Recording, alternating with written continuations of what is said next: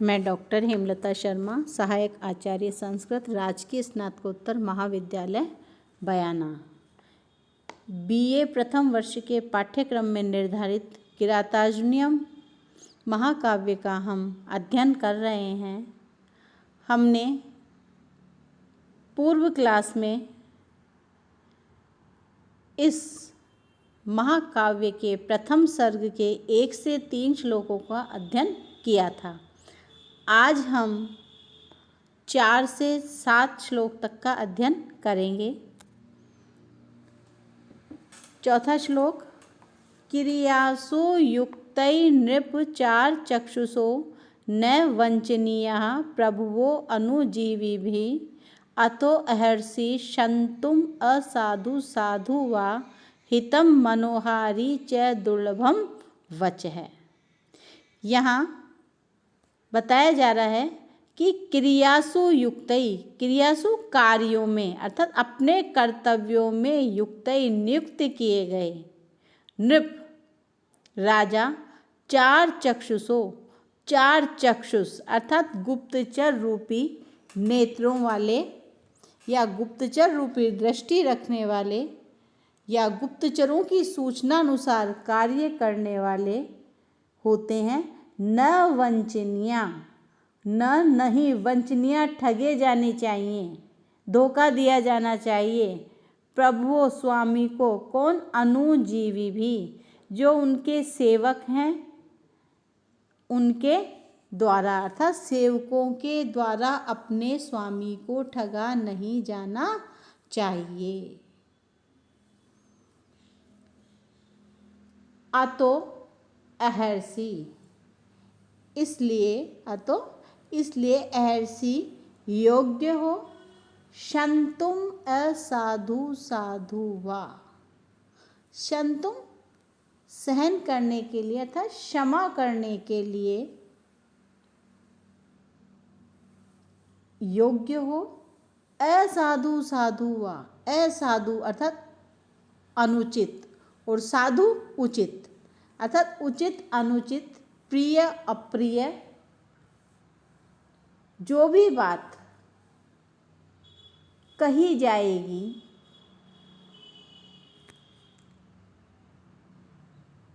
उसके लिए आप मुझे क्षमा करने योग्य।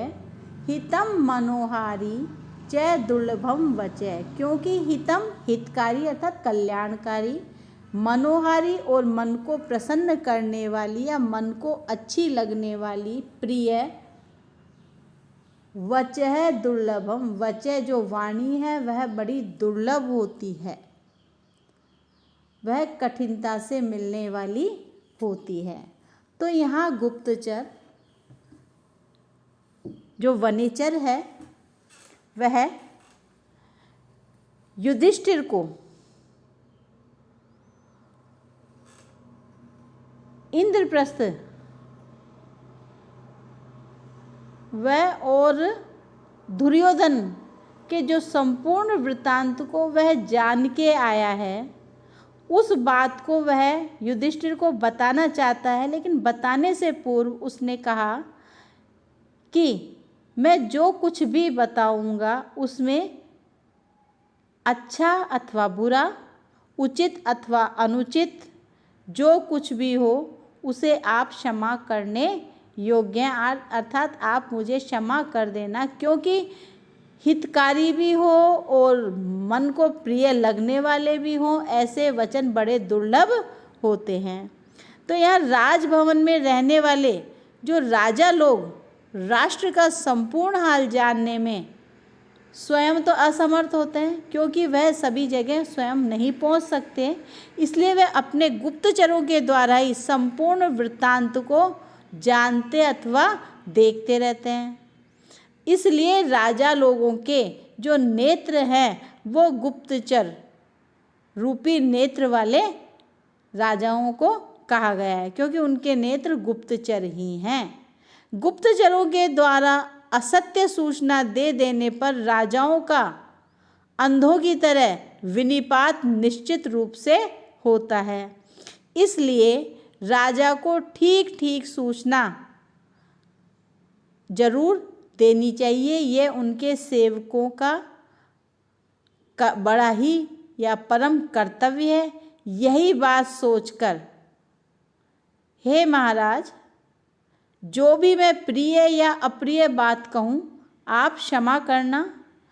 हितकारी और मनोहारी वचन का होना बहुत ही दुर्लभ है।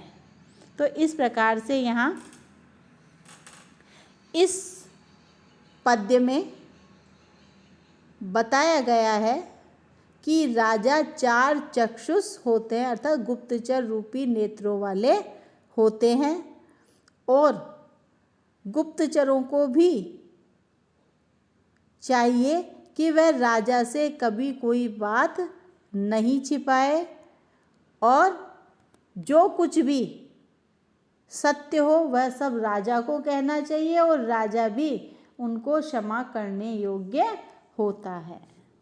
तो यहाँ भी जो किरात वेश में अर्थात ब्रह्मचारी के वेश में जो गुप्तचर गया था वह वहाँ का सारा वृत्तांत जानकर आ गया, और वह युधिष्ठिर को बताने वाला है उस वृत्तांत के को। इसलिए कह रहा है कि हो सकता है जो मैं कुछ बता रहा हूँ उसमें उचित और अनुचित, अर्थात आपको प्रिय लगने वाली बातें भी और अप्रिय लगने वाली भी बातें हो सकती है।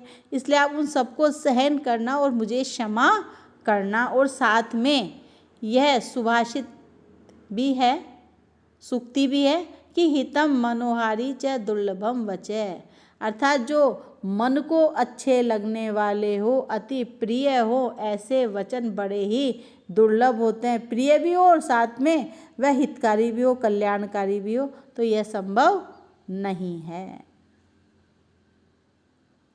यहाँ वंशस्थ छंद है और अर्थांतर न्यास अलंकार है। हितम मनोहारी च दुर्लभम वचः, इस साधारण वाक्य के द्वारा पद्य में कथित विशेष बात का समर्थन किया गया है, इसलिए यहाँ अर्थांतर न्यास अलंकार आया है।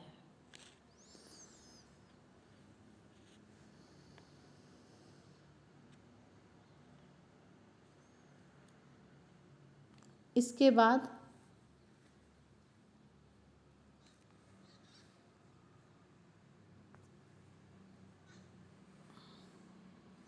अग्रिम श्लोक में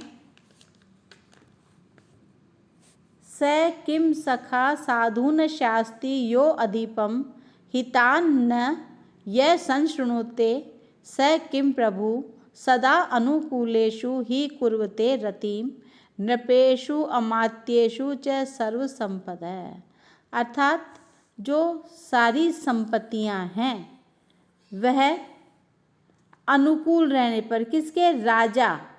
नृपेषु राजा और अमात्येषु, अमात्य अर्थात जो मंत्री है, राजा और मंत्री के अनुकूल रहने पर ही सभी जो संपत्तियां हैं, जो वैभव है, वो निश्चित रूप से अनुराग करती हैं, सदैव रहती है, प्रेम करती है। तो यहाँ इसी चीज़ को बताया जा रहा है कि स किम सखा, वह क्या सखा मित्र है। साधून शास्ति, साधु अर्थात अच्छा अथवा हितकारी बात का, न शास्त्री न नहीं उपदेश देता है, शास्त्री उपदेश देता है। यो अधिपम, जो अधिपम राजा को, अर्थात जो राजा को अच्छी और हितकारी बातें नहीं बताता है, अपने स्वामी को उचित ढंग से परामर्श नहीं देता है, वह क्या मित्र अथवा सहायक है। हितान न यह, हितान हितकारी बात को, न नहीं यह जो संशृणुते सुनता है, स किम प्रभु वह क्या स्वामी है, अर्थात जो अपने सहायक की, अपने मित्र की हितकारी जो बातें हैं उनको नहीं सुनता है, वह क्या राजा है, अर्थात वह राजा कहलाए जाने योग्य नहीं है, या राजा कहलाए जाने का अधिकारी नहीं है। क्योंकि सदा अनुकूलेषु, सदा हमेशा सर्वदा अनुकूल ही, कुर्वते रतिम, कुर्वते अर्थात करते हैं, रतिम अनुराग को, स्नेह को, नृपेषु अमात्येषु, नृपेषु राजाओं के और अमात्येषु मंत्रियों में, च और सर्व संपदा सभी प्रकार की समृद्धियां संपत्तियां। अर्थात जो प्राणों पर आपत्ति आने पर भी अपने स्वामी के हित की बात कहना मित्र बने हुए अमात्य आदि का परम धर्म होता है, लेकिन जो अपने मित्र को अथवा राजा को हितकारी बात नहीं कहता है, अच्छी सलाह नहीं देता है, ऐसा मंत्री क्या मंत्री है। और जो राजा अपने हित चाहने वाले अपने मंत्रियों की, अपने मित्रों की बातें नहीं सुनता, वह क्या राजा है। तो यहाँ कहा गया है कि संपत्तियाँ कहाँ निवास करती हैं? संपत्तियाँ वहीं निवास करती है जहाँ राजा और मंत्री ये आपस में अनुकूल रहते हैं। राजा अपने मंत्री की हितकारी बातों को सुनता है और मंत्री राजा को सही परामर्श देता है। ऐसा जहाँ होता है वही सभी प्रकार की संपत्तियाँ उस राज्य में ही निवास करती है। इसलिए कहा गया है कि मंत्रियों और राजाओं के परस्पर अनुकूल रहने पर ही राजलक्ष्मी प्राप्त होती है। अतः राजा को मंत्री की हितकारी बातों को सुनना चाहिए और मंत्री को भी चाहिए कि वह राजा को सही परामर्श दे। यहाँ कार्य से कारण का समर्थन रूप अर्थांतरन्यास अलंकार है और वंशस्थ छंद है।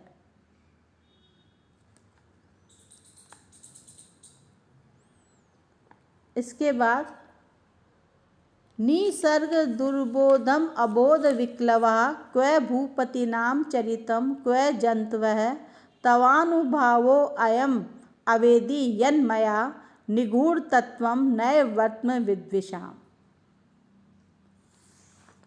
यहाँ वह जो किरात है वह कह रहा है कि निसर्ग कहते हैं स्वभाव को, स्वभाव से ही जो दुर्बोध है, कठिन है। अबोध विक्लवा, अबोध अज्ञानी, और विक्लवा स्वभाव से ही जो जड़ है, विक्लव है अर्थात विमूढ़ है। क्व भूपति नाम, क्व कहाँ, भूपति भू का स्वामी अर्थात राजा, चरितम राजाओं का चरित्र, और क्व जंतव, और क्व कहाँ, जंतव अर्थात साधारण जो मानव है, साधारण जो जन है, ऐसे मेरे जैसे साधारण जो किरात है वह कहाँ अर्थात उसका चरित्र कहाँ। तव अनुभाव, तव आपका ही इसमें अनुभाव अर्थात प्रभाव है।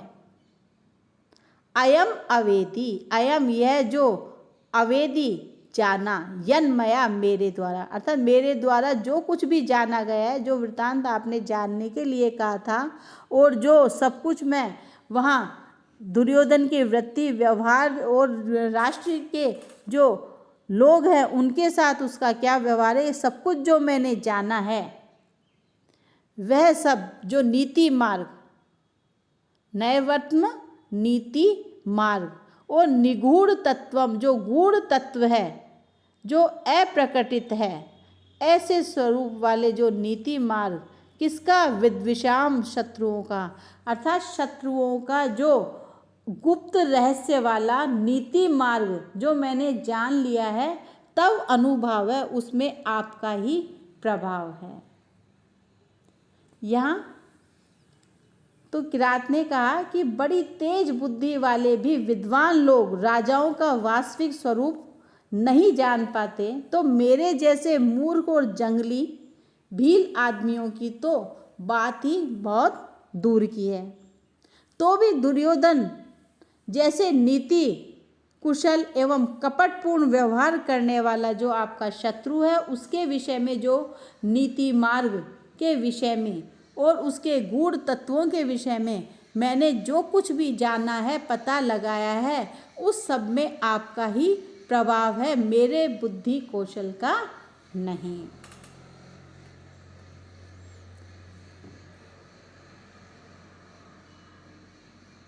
निसर्ग है सृष्टौ स्वभावे च इति हेमः विक्लवो विह्वलः स्यात् तु इति, यह अमरकोश में प्राप्त होता है।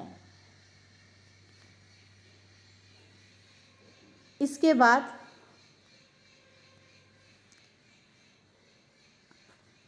आगे वाले श्लोक में कहता है, विशंक मानो भवतः पराभवम नृप आसन स्थो अपि वनाधिवासिन दुरोद्धर छद्म जिताम समीहते नयेन जेतुम जगतिम सुयोधन। यहाँ कह रहे हैं विशंक माना, आशंका से युक्त होने पर, भवतः आपसे, पराभवम पराजय की, अर्थात आपसे पराजय की आशंका रखता हुआ, नृप आसन स्तु अपि, नृप आसन अर्थात राज सिंहासन पर, स्तु अपि बैठा हुआ भी, वनाधिवासी ने, वनाधिवासी ने वन में रहने वाले, वन में निवास करने वाले, जो राज्य से च्युत है, राज से परिभ्रष्ट हैं, ऐसे जो आप दुरोद्धर छद्म, दुरोद्धर अर्थात जुए और छद्म, छल से जो जिताम जीती हुई, समीहते चाहता है, नयन नयन नीति से, जे तुम जीतना जगतिम पृथ्वी को, राष्ट्र को, राज्य को, सुयोधन है वह सुयोधन अर्थात दुर्योधन, अर्थात जो दुर्योधन राज्य आरूढ़ होकर भी आप वनवासी से पराजय की आशंका रखता है, और जिसने धूत क्रीड़ा में छल कपट से जो राज्य जीत लिया था, उसी राज्य को, उसी जगतीम पृथ्वी को वह नीति पूर्वक जीतना चाहता है, अर्थात संधि विग्रह आदि राजनीति से उसे प्राप्त करना चाहता है। पहले तो छल कपट से उसने आपसे वो राज्य प्राप्त कर लिया। अब राज्य प्राप्त कर लिया तो छल कपट से जो राज्य प्राप्त किया जाता है वह बहुत अधिक समय तक नहीं रहता है। ऐसा विचार करके वह जो दुर्योधन है वह उस राज्य को अब नीति से अपने वश में करना चाहता है। क्यों? क्योंकि नीति से किया जाने वाला राज्य संचालन भी स्वार्थवश वह कर रहा है।